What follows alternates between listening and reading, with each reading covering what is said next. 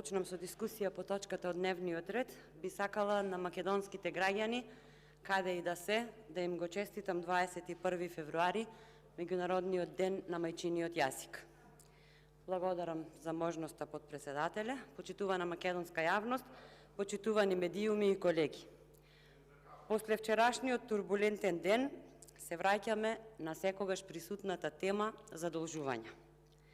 Денес ќе говориме за предлог законот за гаранција на Република Македонија на обврските по договорот за заем за финансирање на програмата за обновлива енергија ЕСМ, компонента 1, ревитализација на хидроелектрани, кој се склучи помеѓу КФВ и АД ЕСМ.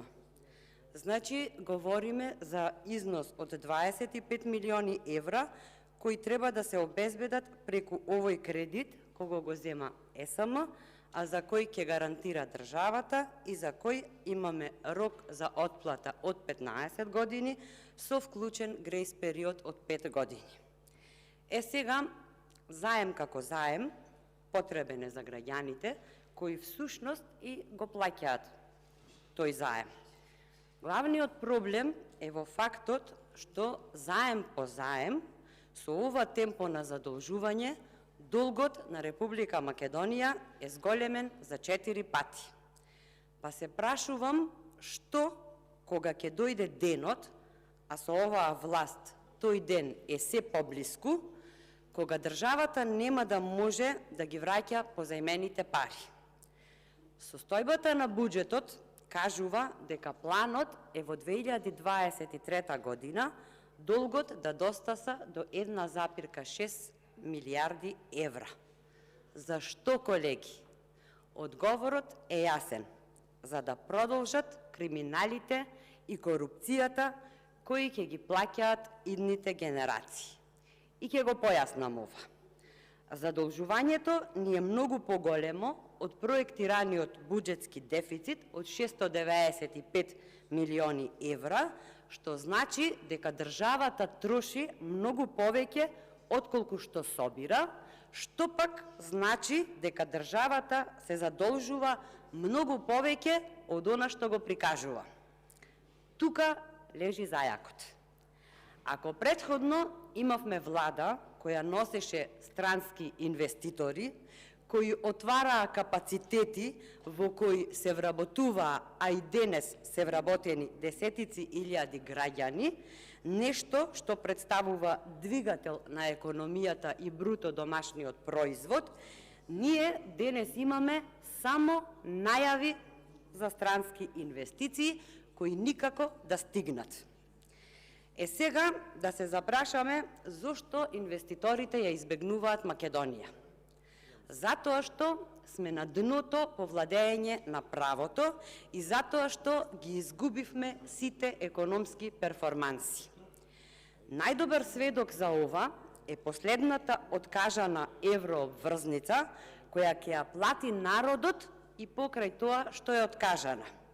Класичен срам пред меѓународните финансиски институции, токму во период кога владата мора да ги убеди инвеститорите во својата сериозност. Тоталното отсуство на инфраструктурни проекти, автопати, железници, аеродроми, па макар и мостови, укажува само на едно: непродуктивни трошења, криминал, корупција и купување социјален мир, или, како што би рекол мојот почитуван колега Пренџо, купи ден помини. И сега да ги прашаме колегите од владеачкото мнозинство, кога конечно ќе почнеме да ја лекуваме македонската економија. Како сме дојдени овде, во 2020 година затекнавме пандемија, проследена со 870 милиони евра дефицит. Помина пандемијата, имавме 650 милиони евра дефицит. Ја испративме 2021 и 2022 година со дефицит од околу 600 милиони и сега ја дочекуваме 2023 година со планиран дефицит од 700 милиони. Ги имаме ли овие пари? сите знаеме дека ги немаме. Зошто? Затоа што се троши, а не гледаме каде се троши. Во што се инвестира во оваа наша Македонија? За волја на вистината гледаме и инвестиции, но какви? Во деловни објекти од половина милион евра, во хациенди на атрактивни локации, во вили со базени. Кој има полза од тоа? Државата никако, а народот пак ич.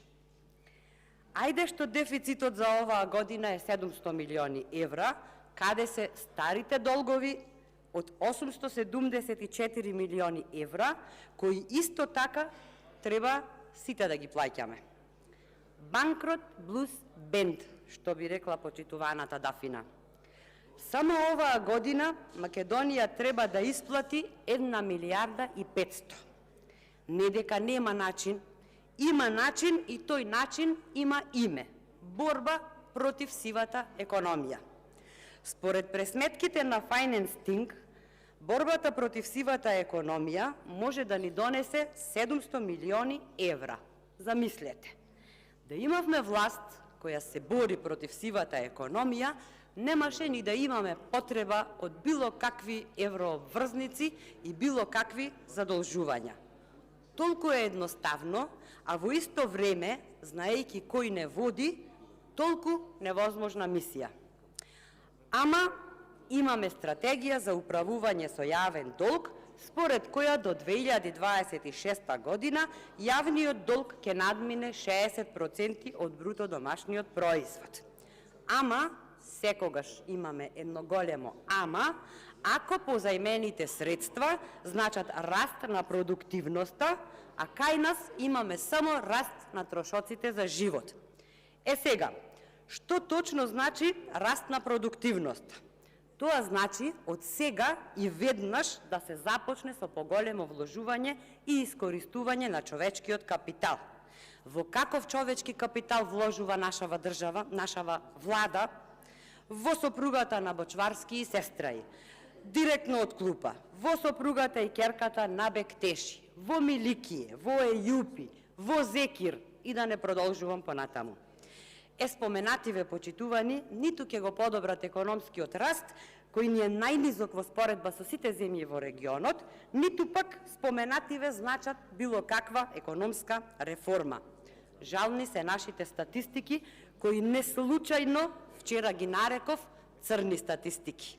Минатата година неа преживеаја 6857 компании и тоа не е природен процес како што се обиде да не просветли министерот. Туку тоа е процес на континуирана негрижа на власта за приватниот сектор кој го храни буџетот. Според Државниот завод за статистика, оценката за економските субјекти во декември 2022 е понеповолна во однос на 2021 година, а се очекува и намалување на бројот на вработени. Зошто продолжуваме да тонеме? Заради континуираниот тренд на лоша деловна клима. Само во угостителскиот сектор се затворени 667 фирми. Затвара трговијата, ја снемува преработувачката индустрија, згаснуваат услужните дејности, исчезнува градежништвото. И за жал не затвараат само микрофирми, туку затвараат и средни предпријатија, затвараат и големи компании. И ако се запрашаме, ни има ли спас? Има. Спасот е во што побрзо заминување на криминалната екипа од власт. Ви благодарам.